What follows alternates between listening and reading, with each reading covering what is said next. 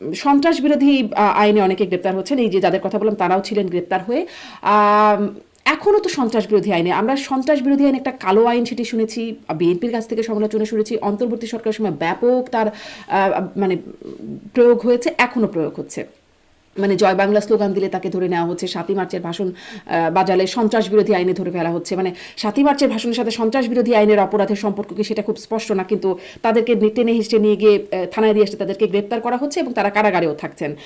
দেখছিলাম যে স্বাধীনতা দিবসে ৯ জন গ্রেপ্তার হয়েছেন সন্ত্রাস বিরোধী আইনে।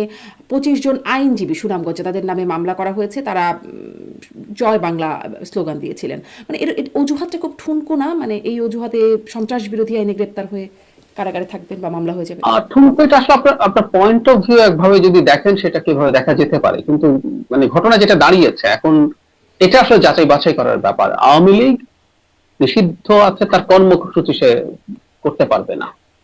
যে ইন্টারপ্রিটেশনটা করা হচ্ছে তাদের মামলার ক্ষেত্রে, সেটা হচ্ছে এই তারা যা যা করেছেন এগুলো মূলত আওয়ামী লীগের কর্মসূচি। মানে এখন এখানে একটা অ্যাম্বিগুইটি আছে। ধরো জয় বাংলা স্লোগান যিনি দিচ্ছেন, বলতেই পারেন যে এটা আমাদের মুক্তিযুদ্ধের সময় বা তার আগে থেকেই এই স্লোগানটা প্রচলিত আছে, সেটা আওয়ামী লীগের স্লোগান না। আবার একইভাবে এই স্লোগানটা আওয়ামী লীগ স্লোগান হিসাবে খুবই বহুল ব্যবহার করেছে।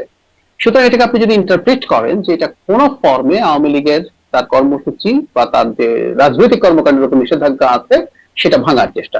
প্রথমত এটা আমাদের মানতে হবে, আওয়ামী লীগের রাজনৈতিক কর্মসূচি বা কর্মকাণ্ডের উপরে যে নিষেধাজ্ঞা আছে, কেউ সেই নিষেধাজ্ঞাটাকে সঠিক বা ভুল বলতে পারে, সেটা ডিফারেন্ট আলোচনা। কারণ ওটাও কিন্তু সন্ত্রাস দমন আইনের এক্সিকিউটিভ অর্ডারে করা হয়েছে, তো এটা বিচারিক প্রক্রিয়া হয়নি, অন্তর্বর্তী সরকারের সময় হয়েছে, এটা সমালোচনা করতে পারে। কিন্তু যতক্ষণ এই অর্ডারটা আছে ততক্ষণ এটার সাথে সাংঘর্ষিক কিছু হয় সেটাকে ক্রিমিনালাইজ করা যায়, এটা ক্রিমিনাল অফেন্স, সুতরাং এটার বিরুদ্ধে ব্যবস্থা নেওয়া যায়। এখন সমস্যা হচ্ছে তারা যা যা করছেন সেটা আওয়ামী লীগের কর্মসূচি বা কর্মকাণ্ড কিনা, সেই প্রশ্ন। আমি মনে করি যারা গ্রেফতার হয়েছেন এভাবে, সেই যাচাই বাছাইয়ের দায়িত্বটা শেষ পর্যন্ত তো আদালতের কাছে আছে। এক্সিকিউটিভ উইং থেকে পদক্ষেপ নেওয়া হয়েছে, যাচাই বাছাই হতে থাকবে, ততদিন তারা কারাগারে বন্দী থাকবেন। এটাও এগেইন আদালতের সিদ্ধান্ত যে তারা আসলে, এটা তো হয় কেউ একটা যখন মানে গ্রেফতার হয়, যাচাই বাছাইয়ের আগে জামিনেরও প্রশ্ন থাকে নিশ্চিতভাবেই।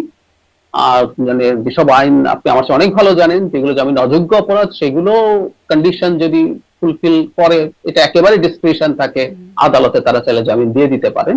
আমি ব্যক্তিগতভাবে বলছি, এটা আমার ব্যক্তিগত মতামত, সেটা হচ্ছে জামিন হয়ে যাওয়া উচিত। যেহেতু তাদের বিরুদ্ধে যে অভিযোগ আছে, জামিন হয়ে সেই অভিযোগগুলো ডিল করা যেতে পারে, সেটা হলেই ভালো হয়। কিন্তু আদালতে ডিসাইড করুক যে তাদের এই কর্মকাণ্ডটা তারা ইন ডিসগাইজ আওয়ামী লীগের কর্মকাণ্ডকে স্বাভাবিকীকরণ করতে যাচ্ছে কিনা। আমি আবারও এই কথা বলছি, এক্সিকিউটিভ অর্ডারে আওয়ামী লীগের কর্মকাণ্ড নিষিদ্ধ হওয়া উচিত কি অনুচিত, সেই ডিবেটটাও সোসাইটিতে থাকতে পারে। আচ্ছা, আপনি তো আগেও এই বিষয়ে কথা বলেছেন। আপনি বলেছেন আপনি মনে করেন যে এক্সিকিউটিভ অর্ডারে আসলে নিষেধাজ্ঞার পক্ষে আপনি সেটার আপনি খুব সমর্থক ছিলেন বলে আগের কথাবার্তায় মনে হয় নাই।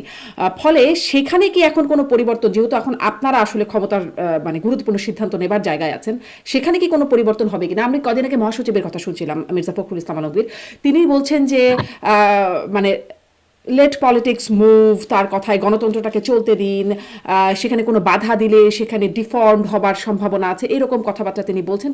এতটুকু পর্যন্ত মনে হচ্ছিল, মানে আওয়ামী লীগের রাজনীতি প্রসঙ্গে যখন প্রশ্ন করা হয়েছে তিনি এরকম বলছিলেন, তখন মনে হচ্ছিল যে আসলে বাধা দেওয়ার একটা বিপক্ষে তিনি বলছেন।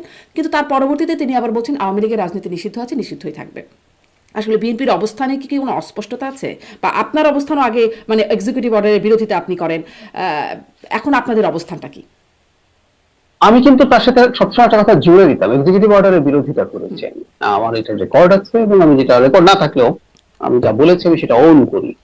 আমি তখন একটা কথা বলেছি যে আসলে আওয়ামী লীগের কর্মকাণ্ড বা কর্মসূচি কি হবে না হবে, ইভেন সেটা কোর্টের কাছেই এটা চাওয়া উচিত ছিল। আওয়ামী লীগের নামে তো একটা মামলা হওয়ার কথা, যে মামলাটা ইন্টারিমের সময় আমরা দেখিনি হয়েছে।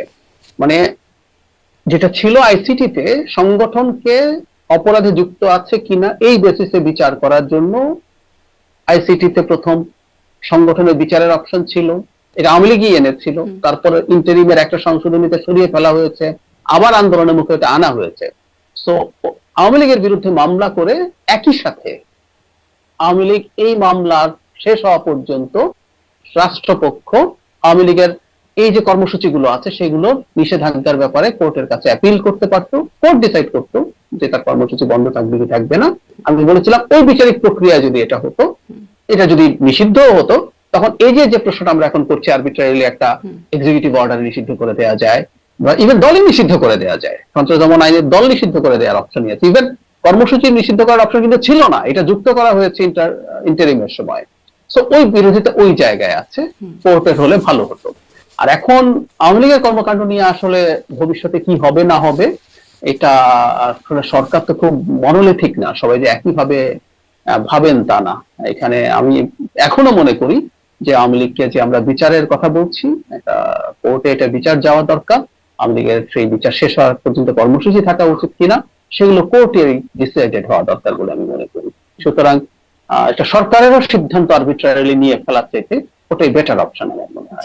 যদি কোর্টের কাছে আমরা যখন যাই, আমি যখন কোনো কোর্টকে সালিশ মানি, কোর্টে আমরা যখন কোনো সালিশ মানি, হতে পারে ধরুন কথার কথা আমি ব্যক্তিগতভাবে চাইতে পারি যে আওয়ামী লীগের কর্মকাণ্ড নিষিদ্ধ থাকুক, কিন্তু আমি যখন কোর্টের কাছে যাই, কোর্ট যদি বলে না বিচার যতদিন চলবে তার কর্মসূচি চলুক, সে যদি পূর্ণাঙ্গ নিষিদ্ধ হয় তখন ব্যান্ড হবে, আমাদের ওটা মেনে নিতে হবে, এরকম একটা জিনিস, সেজন্য আমাদের প্রস্তুত থাকতে হবে। জি, মানে সেই পথে সরকার যাবে কিনা, আপনি সেখানে যেহেতু আপনি পরামর্শকের অবস্থায় আছেন, আপনি সেরকম পরামর্শ দেবেন কিনা? আমি কোর্টে যাওয়ার ক্ষেত্রে পরামর্শ দেব। আমার ওই অবস্থানটা আগেও ছিল, আমার এটা এখনো আছে, কারণ আওয়ামী লীগকে আমাদের কোনো না কোনো ফর্মে